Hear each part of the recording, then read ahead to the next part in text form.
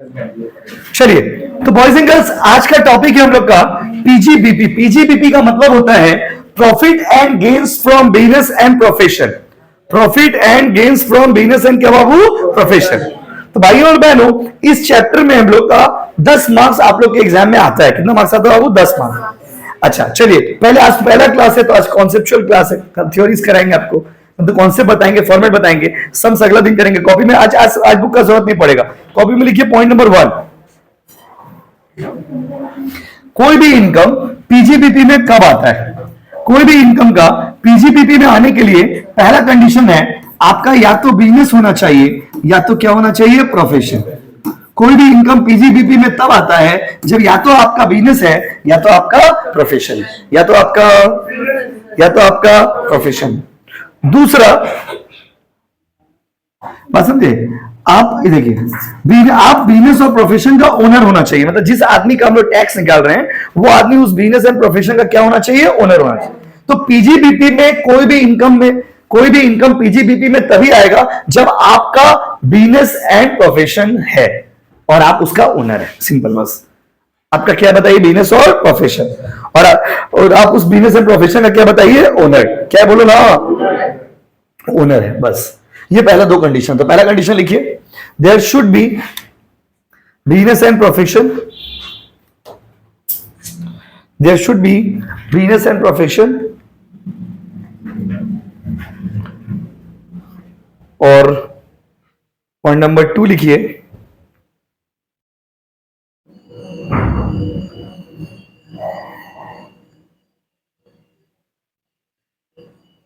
पहला क्या लिखिए बाबू, there should be business and profession.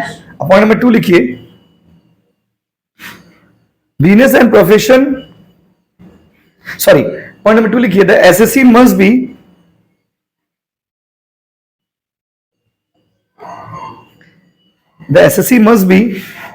the owner of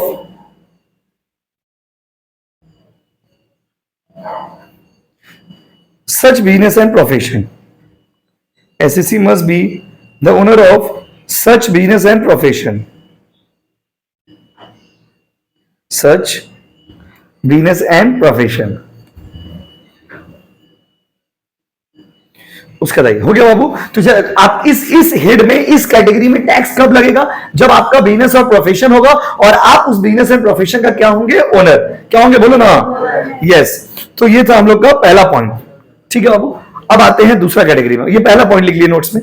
अच्छा, पीजीबीपी में तो यहां से एक चीज तो या तो आपका बिजनेस है या तो आपका प्रोफेशन है। जैसे हम आपको कोचिंग पढ़ा रहे हैं, तो ये मेरा बिजनेस नहीं है, मेरा कौन सा इनकम है बताइए, प्रोफेशन। ये मेरा इनकम बिजनेस नहीं है, ये मेरा क्या बाबू बताइए, प्रोफेशन। तो जैसे हम आपको कोचिंग पढ़ा रहे हैं, तो ये मेरा कौन सा इनकम है बताइए, बिजनेस इनकम है ना, प्रोफेशन इनकम, प्रोफेशन इनकम है माय डियर स्टूडेंट। और जैसे मान लीजिए मेरा कपड़ा दुकान रहता तो बिजनेस इनकम, चप्पल दुकान रहता, बर्तन दुकान रहता, तो जहां पे गुड्स बेचते हैं वो बिजनेस होता है, जहां पे सर्विस देते हैं वो प्रोफेशन होता है। प्रोफेशन करने के लिए हाई, जैसे चार्टर्ड अकाउंटेंट है, चार्टर्ड अकाउंटेंट का इनकम कहां आएगा, बिजनेस में कि प्रोफेशन में? बोलो ना, यस। तो चार्टर्ड अकाउंटेंट का जो, बात समझे, चार्टर्ड अकाउंटेंट का जो इनकम है वो किस कैटेगरी में आएगा वो बताइए, प्रोफेशन में। और अगर आप कोई बिजनेस कर रहे हो, जैसे मान कपड़ा दुकान है, बर्तन दुकान है, चेयर दुकान है, मोबाइल दुकान है, एसी दुकान है, कुछ भी, तो किस कैटेगरी में जाएगा बोलो, बिजनेस में। तो बिजनेस इनकम हो चाहे प्रोफेशन इनकम हो, ठीक है बाबू। तो बिजनेस इनकम हो चाहे प्रोफेशन इनकम हो, इसी कैटेगरी में आएगा। किस कैटेगरी में बोलिए, PGBP. PG profit and gains from business and profession. ठीक है बाबू, चलिए अब यहां पर आते हैं दूसरा पॉइंट। पीजीबीपी निकालने के लिए दो मेथड होता है। बिजनेस और प्रोफेशन का इनकम टैक्स में निकालने के लिए दो मेथड होता है। एक होता है डायरेक्ट मेथड और एक होता है इनडायरेक्ट मेथड। क्वेश्चन में मेंशन कर देता है कि आपको कौन सा मेथड से बनाना है, बट आप फिर भी कैसे समझोगे कि हमको डायरेक्ट मेथड से बनाना है या इनडायरेक्ट मेथड से बनाना है? देखिए, नॉर्मली जो प्रोफेशन होता है ना, प्रोफेशन नॉर्मली प्रोफेशन का जो इनकम निकालते हैं ना, वो डायरेक्ट मेथड से निकालते हैं, और बिजनेस का जो इनकम निकालते हैं वो कौन सा मेथड से निकालते हैं, इनडायरेक्ट। बट ऐसा कुछ नहीं है, बट नॉर्मली मतलब ज्यादातर जो प्रैक्टिसेस है वो ये है कि अगर आपका बिजनेस है तो बिजनेस का इनकम कौन सा मेथड से निकालेंगे? इनडायरेक्ट। और प्रोफेशन का इनकम डायरेक्ट। मेरे एग्जाम में कौन सा मेथड आएगा? डायरेक्ट या इनडायरेक्ट? आपके एग्जाम में कुछ भी आ सकता है, डायरेक्ट भी और इनडायरेक्ट। किसी साल डायरेक्ट दे देता है, किसी साल इनडायरेक्ट दे देता है। किसी साल ऑनर्स में इनडायरेक्ट दे दिया तो जनरल में डायरेक्ट दे दिया, जनरल में इनडायरेक्ट दे दिया तो ऑनर्स में डायरेक्ट। दोनों में इजी कौन सा मेथड? दोनों ही इजी, दोनों में कोई भी मेथड हार्ड नहीं, पूरा सिलेबस ही आप लोग का इजी। बात समझे ना? तो ज्यादा कुछ इसमें कॉन्सेप्चुअल भी नहीं है, बस एक छोटा सा कैलकुलेशन है, बस हो गया।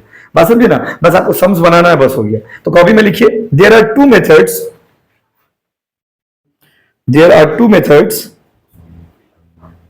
of calculating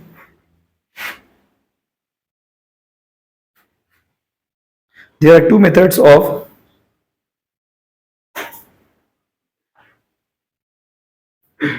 two methods of calculating PGBP.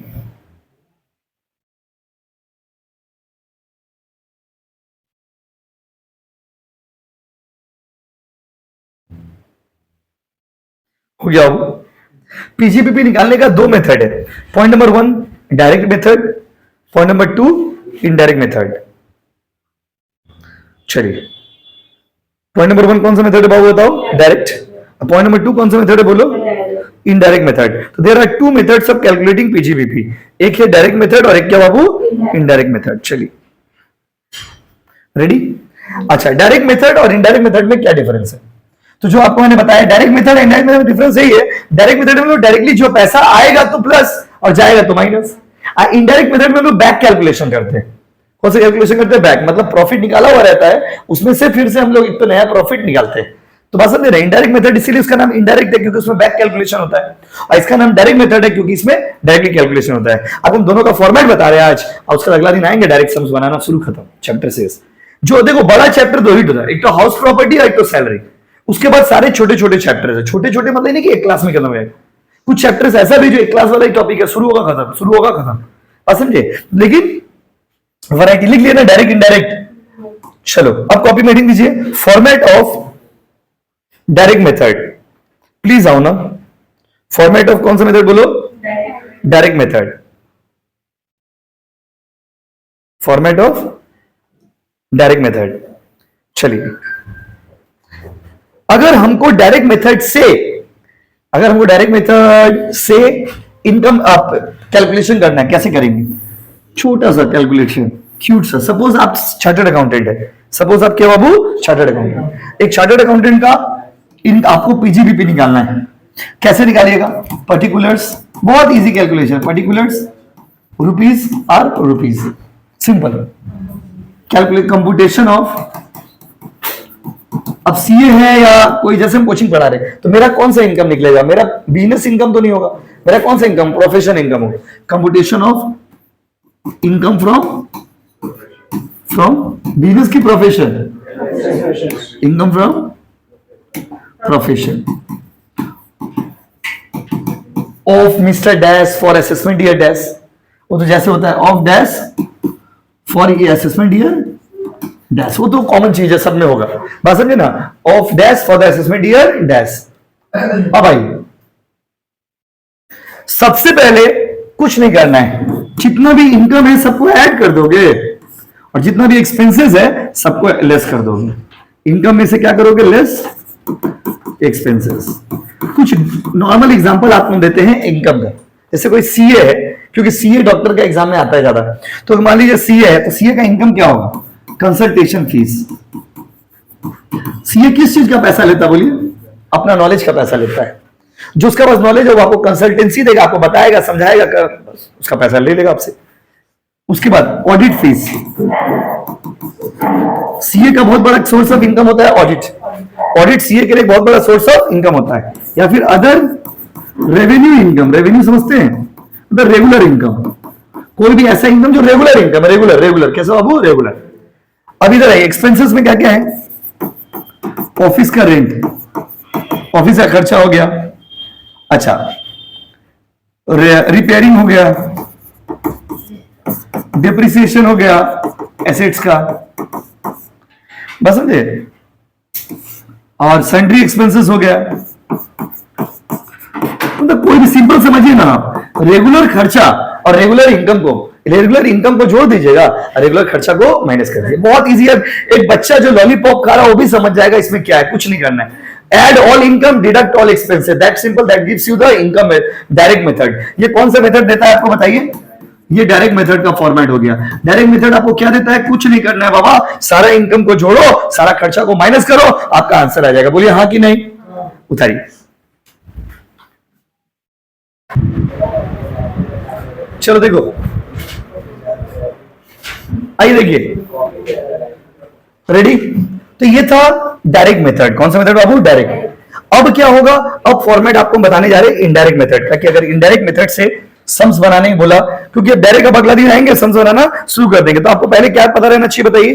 पहले आपको फॉर्मेट पता रहना चाहिए। क्या पता रहना चाहिए बताइए? बात समझे? तो भाइयों और बहनों देखिए, ध्यान दीजिएगा प्लीज। क्या दीजिएगा बाबू? ध्यान। तो अभी डायरेक्ट मेथड में कुछ नहीं करना है। अगर जो भी आपको रेगुलर इनकम लगेगा उसको जोड़ देना, जो भी रेगुलर खर्चा लगेगा, अब समझ बनाते बनाते पता चलेगा कि किसका क्या खर्चा है, क्या इनकम। बात समझे ना? और जो भी आपको लगेगा कि हाँ रेगुलर ये इनकम है, तो उसको क्या कर दोगे बाबू? ऐड। इनकम को ऐड करोगे, खर्चा को क्या करोगे? लेस। ये हो गया डायरेक्ट मेथड। मतलब समझिए ना, डायरेक्ट मेथड में कुछ है ही नहीं। इनकम है तो जोड़ दो, खर्चा है तो माइनस करो। लेकिन इनडायरेक्ट मेथड में ऐसा नहीं। इनडायरेक्ट मेथड थोड़ा सा कॉन्सेप्ट बेसिस है। तो इनडायरेक्ट मेथड, और ये अगर इनडायरेक्ट मेथड ठीक से देखिए, ये इनडायरेक्ट मेथड अगर आप ठीक से सीखिएगा ना, तो सेम 5 में आपका 15 मार्क्स सिक्योर हो जाएगा। अगर यहां पे इनडायरेक्ट मेथड आप ठीक से सीख लोगे, तो सेम 5 का एक पहला chapter he assessment of firm, जो कि जिसको ये वाला चैप्टर आता है समझिए, उसको वो भी आता है। तो उसमें हल्का से थोड़ा कैलकुलेशन बताएंगे, आपको 15 मार्क्स सिक्योर हो जाएगा। तो 4 के कंपैरिजन में 5 का टैक्स इजी। अगर 4 में आपके 4 का 1-2 चैप्टर ऐसा है जो अगर आप अच्छे से पढ़ लोगे, तो वहां पे आपका हेल्प हो जाएगा। डायरेक्ट टैक्स में वहां पे 2 टैक्स है, यहाँ पर पूरा सिलेबस एक ही टैक्स है, डायरेक्ट टैक्स। वहां पर 2 टैक्स है, डायरेक्ट टैक्स और इनडायरेक्ट टैक्स। तो वहां पे जो 40 मार्क्स का डायरेक्ट टैक्स है, उसमें समझिए आपका 15-20 मार्क्स आपको ये 4 वाला ही मिल जाएगा। 4 में भी क्या, यही टॉपिक जो अभी पढ़ाने आ रहे हैं, इसको ध्यान से देखोगे। इसको बोलते हैं पीजीबीपी, मतलब बिजनेस का इनकम निकाला। कौन सा मेथड से बाबू? डायरेक्ट मेथड से। कौन सा मेथड बोलो? अब कॉपी में हेडिंग दे दीजिए डायरेक्ट मेथड, ठीक है बाबू? इनडायरेक्ट तो हेडिंग दी, सॉरी इनडायरेक्ट मेथड। डायरेक्ट तो कर लिए, अभी हेडिंग दे दीजिए इनडायरेक्ट मेथड। आ जाओ, इनडायरेक्ट मेथड का फॉर्मेट। चलो आओ, रेडी? देखिए, इनडायरेक्ट मेथड में क्वेश्चन में क्या करेगा ना, क्वेश्चन में एक पीएल दिया रहेगा। पीएल मतलब profit and loss account. Profit and loss account ना क्वेश्चन में दिया रहेगा। आपको क्या करना है, उस प्रॉफिट एंड लॉस अकाउंट से आपको पीजीबीपी निकालना है। क्या निकालना है? वो पीजीबी। प्यार से एक तो फॉर्मेट आपको दे रहे, वो फॉर्मेट को अब रट लीजिए चाहे पढ़ लीजिए, वही फॉर्मेट एग्जाम में आएगा। उसी फॉर्मेट के अंदर से सम्स करना है। फॉर्मेट को फॉलो करके कौन सा प्लस कौन सा माइनस, आपको हम रीजन भी बता देंगे, बट रीजन याद नहीं भी रखोगे चलेगा। तो देखिए, वही हेडिंग तो वही हुआ, कंप्यूटेशन ऑफ बिजनेस इनकम। तो जनरली अगर आपसे मान लीजिए क्वेश्चन में मेंशन नहीं किया, तो बिजनेस इनकम निकालने के लिए कौन सा मेथड यूज करिएगा? Indirect normally. और प्रोफेशनल इनकम निकालने के लिए क्या यूज करिएगा? Business income of dash for assessment year dash. Indirect method एकदम रट लो, समझ लो, क्या कि यही 5 का क्लास स्टार्ट होगा, देखो पहला क्लास में फॉर्मेट चिपका दिए। तो भाइयों और बहनों प्लीज अभी कोई उतारना मत, पहले समझ लो, लंबा चौड़ा फॉर्मेट है, अभी हड़बड़ाई मत प्लीज, क्योंकि 90% सम्स इस फॉर्मेट का रहता है एग्जाम में, 10% सम्स उस फॉर्मेट से मिलेगा, क्योंकि उसमें तो कुछ है नहीं। लेकिन क्या होता है, जैसे सब इनडायरेक्ट मेथड से खूब प्रैक्टिस किया, अचानक से डायरेक्ट मेथड दे दिया, बोले जा बाबा। आपको देखो कोई चीज बहुत इजी है, लेकिन इफ यू डोंट नो, तो आपको तो समझ नहीं आ रहा भाई कैसे बनाना है, तो आप इनडायरेक्ट मेथड से खूब प्रैक्टिस करता है सारा बच्चा लोग, अचानक से एग्जाम में डायरेक्ट मेथड दे दिया, क्या उसको डायरेक्ट मेथड पता ही नहीं, तो अब आप वहां पे फंस जाते हो, आपको लगता है क्या दे दिया, समझ रहे? आ जाओ। तो बहुत बार ऐसा होता है कि इजी वाला चीज जो है ना ज्यादा तकलीफ दे देता है। रेडी? यहाँ पर पर्टिकुलर्स साइलेंट कर लीजिए, फोन बार बार फोन बज रहा है, जिसका भी बज रहा है। देखिए 2 कॉलम से ही काम हो जाएगा आपका, कॉलम तो खैर डिपेंड करता है सम्स में कैसा इंफॉर्मेशन है उसके ऊपर। फॉर्मेट देखिएगा, रेडी? क्वेश्चन में ना पीएल अकाउंट दिया रहेगा, क्या दिया रहेगा वो?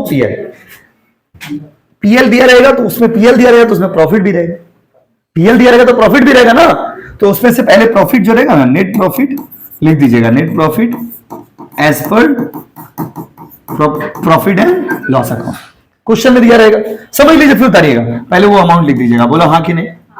अब इसमें ना कुछ आइटम ऐड होगा और कुछ आइटम लेस होगा, बस हो गया, समझ बन गया। कौन कौन सा चीज ऐड होगा, पहले आपको नेचर बता दे रहे कौन सा चीज ऐड होता है, उसका आइटम लिखेंगे। हर वो चीज ऐड होगा जो इनकम टैक्स में अलाउड नहीं है, इनकम टैक्स के हिसाब से ये खर्चा अलाउड नहीं है, वो चीज ऐड हो जाएगा। और हर वो चीज लेस होगा जो इनकम टैक्स के हिसाब से अलाउड है लेकिन आप नहीं लिए हो। तो जो चीज इनकम टैक्स के हिसाब से अलाउड नहीं है लेकिन आप उसको, जैसे देखिए इसको, तो इससे पहले इसको समझ, कॉन्सेप्ट समझने से पहले पीएल में आओ।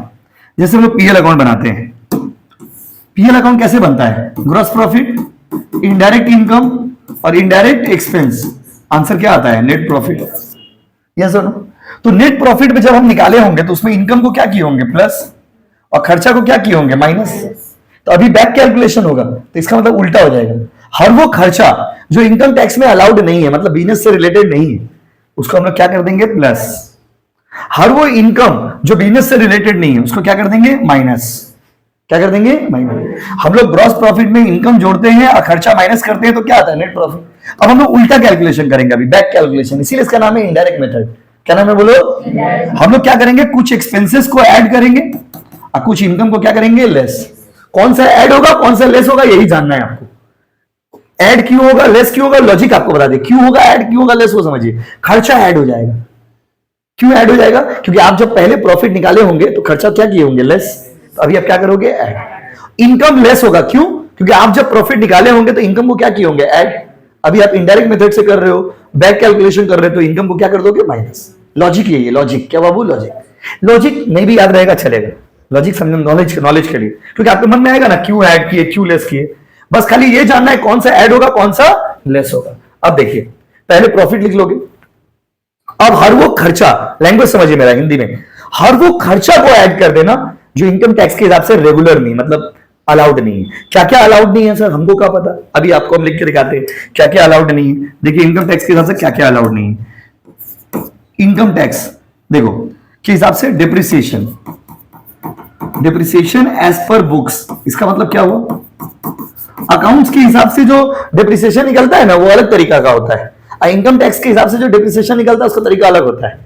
तो अकाउंट्स के हिसाब से जो डिप्रिसिएशन निकाला हुआ रहेगा, क्वेश्चन में जो डिप्रिसिएशन दिया रहेगा पीएल में, उसको आप ऐड कर देना। क्या कर देना? ऐड। उसके बाद अब पहले समझिए, हर आइएगा तो नहीं समझ आएगा। कोई भी अगर लीगल चार्जेस या फिर पेनल्टी रहेगा, आकाश खोलिए, गेट खोलिए, लीगल चार्जेस या फिर पेनल्टी रहेगा तो उसको ऐड कर दीजिएगा। लीगल चार्जेस या पेनल्टी क्या कर दीजिएगा? ऐड। क्या कर दीजिएगा बोलिए? ऐड कर दीजिएगा। उसके बाद ठीक है, लीगल चार्जेस या पेनल्टी रहेगा तो उसको क्या कर देंगे बाबू? ऐड। ठीक है। प्रोविजन, कैमरा मैन देखिए, प्रोविजन फॉर बैड डेब्ट कौन है भाई? अंदर आइए ना। फीस पेमेंट किया, ऑनलाइन पेमेंट किया क्या? फीस कितना है वो पूछ रहा है ना। 3 सब्जेक्ट का 500, 4 सब्जेक्ट का 600।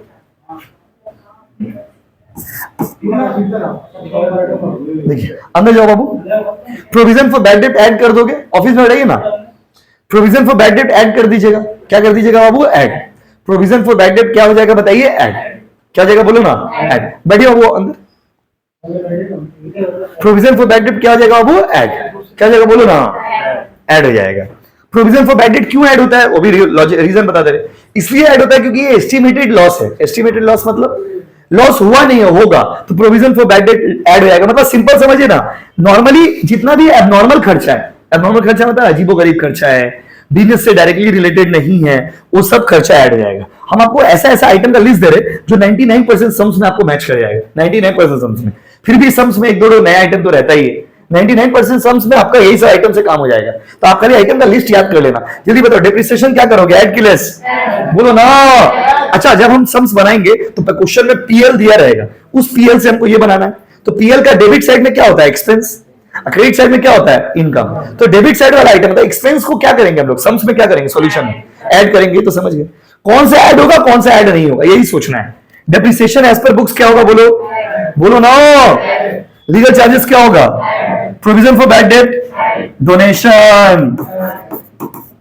डोनेशन क्या बाबू? ऐड। उसके बाद देखिए डोनेशन हो गया। उसके बाद बाबू वो तो हम बताएंगे, इंटरेस्ट ऑन कैपिटल क्या कर दोगे? ऐड। हम लंबा चौड़ा लिस्ट देते हैं आपको। उसके बाद आपका कोई दूसरा हेड का एक्सपेंस है, जैसे सैलरी का एक्सपेंस है, अदर सोर्स का एक्सपेंस है, एक्सपेंस ऑफ अदर हेड, कोई दूसरा हेड का अगर एक्सपेंस है तो उसको क्या कर दोगे, माइनस, सॉरी मतलब ऐड, क्या कर दोगे बोलो, ऐड। अच्छा, उसके बाद अगर कोई गुड्स निकाल रहा है, गुड्स विड्रॉन, फेवरेट एसयू का ये, अगर कोई गुड्स निकाल रहा है पर्सनल यूज के लिए, goods withdrawn for personal use, अगर कोई पर्सनल यूज के लिए गुड्स निकाल रहा है तो उसका जो कॉस्ट प्राइस है वो ऐड कर दीजिएगा। कौन सा प्राइस ऐड कर दीजिएगा, कॉस्ट प्राइस। कौन सा प्राइस ऐड करिएगा, कॉस्ट प्राइस। अगर कोई LIC का पेमेंट करे, लाइफ इंश्योरेंस प्रीमियम, LIC का पेमेंट कर रहे हो, पूरा लिख देना, तो फिर बोलोगे लिप का मतलब क्या है। देखिए, तो लाइफ इंश्योरेंस, अगर कोई लाइफ इंश्योरेंस का पेमेंट कर रहा है तो उसको क्या कर दोगे बाबू, ऐड, क्योंकि लाइफ इंश्योरेंस पर्सनल खर्चा होता है। मतलब सिंपल समझिए ना, कोई भी पर्सनल एक्सपेंस रहेगा तो बिजनेस में नहीं आना चाहिए, तो पर्सनल एक्सपेंस भी क्या हो जाएगा, ऐड। ये वो एक्सपेंसेस है जो क्या हो जाते हैं बाबू, ऐड। जल्दी हमको बताइए क्या क्या चीज ऐड कर दीजिए, depreciation add, legal charges add, penalty add, provision for bad debt add, donation add. अगर ये सब आइटम है क्वेश्चन में तो, नहीं है तो मत करिएगा। इंटरेस्ट ऑन कैपिटल ऐड, दूसरा हेड का एक्सपेंस ऐड, गुड्स अगर निकाला है उसका cost price add, life insurance add. Clear है गाइस, ये सारा चीज ऐड हो जाएगा। ये सारे आइटम हो गए ऐड में। अब लेस में क्या आता है सर, लेस में भी तो कुछ कुछ आता होगा। आपको क्या बोले थे, लेस में नॉर्मली इनकम वाला आइटम आता है। कौन वाला आइटम बाबू, इनकम। अब लेस वाला आइटम देखिए क्या है, तो भाइयों और बहनों अगर मान लीजिए एनी अदर हेड, कोई भी दूसरा हेड का इनकम है, दूसरा हेड का इनकम मतलब जैसे आपको पढ़ाए थे, नौकरी करते हैं तो सैलरी इनकम, बाड़ी वाला है तो house property income, interest to interest से पैसा मिल रहा है तो इनकम फ्रॉम अदर सोर्स। मतलब बिजनेस को छोड़ के अगर कोई दूसरा हेड का इनकम PL में है तो उसको आप क्या कर दीजिएगा, लेस।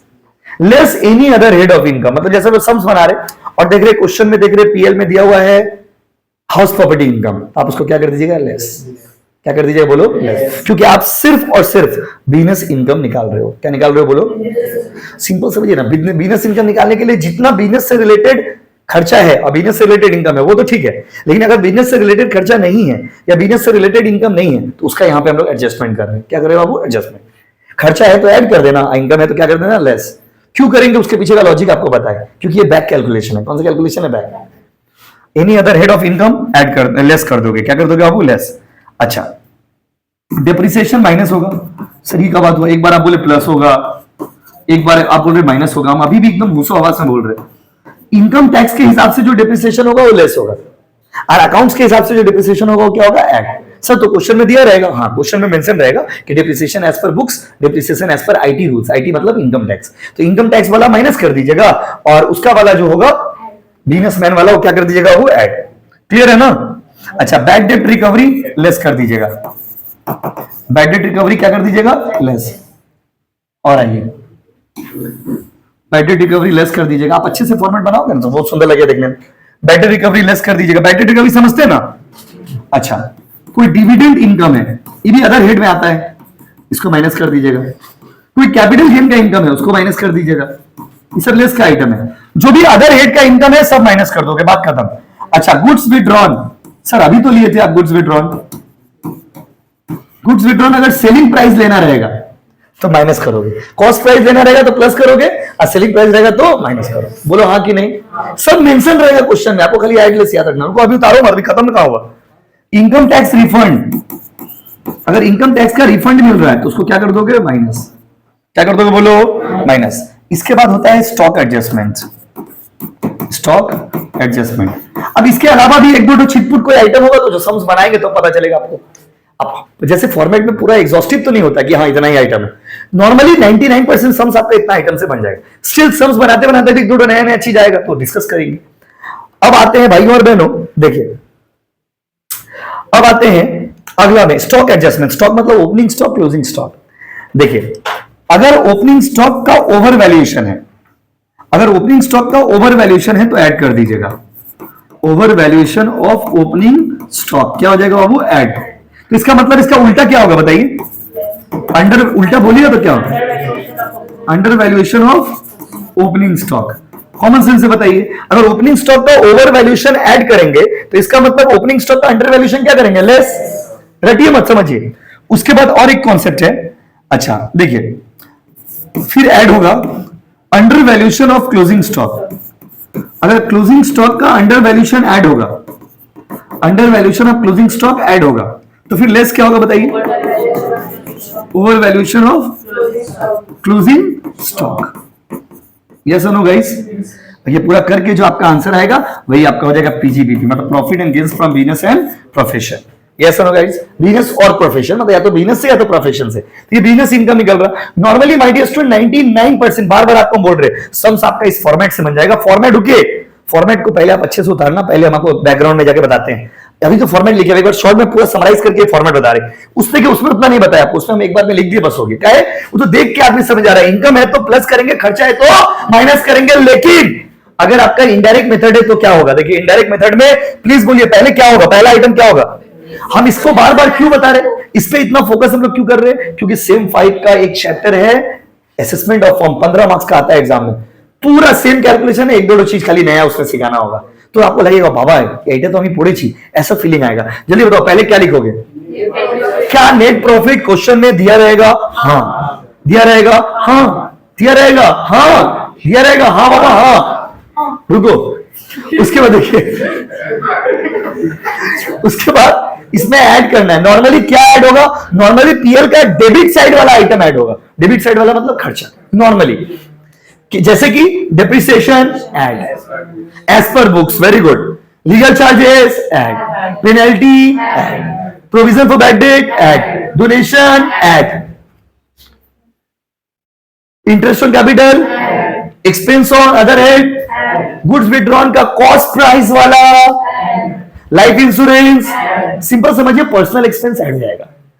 लेस को दूसरा हेड का इनकम लेस, इनकम टैक्स का depreciation less, bad debt recovery less, dividend income less, capital gain, goods withdrawn. फिर से 2 बार क्यों आया? एक बार कॉस्ट प्राइस, एक बार सेलिंग प्राइस, कंफ्यूज नहीं होना है, पूरा होशो आवाज में पढ़ा रहे। इनकम टैक्स रिफंड क्या होगा? लेस। स्टॉक एडजस्टमेंट देखिए चारों में से कुछ भी दे सकता है, क्वेश्चन में नहीं भी दे सकता है। हम आपको एक नॉर्मल फॉर्मेट बता रहे। जल्दी बताइए, ओपनिंग स्टॉक अगर बढ़ेगा तो क्या करेंगे? ऐड, इसका मतलब घटेगा तो लेस। और क्लोजिंग स्टॉक अगर घटेगा तो क्या होगा? ऐड, इसका मतलब बढ़ेगा तो लेस। बोलो हाँ कि नहीं? Thank you so much.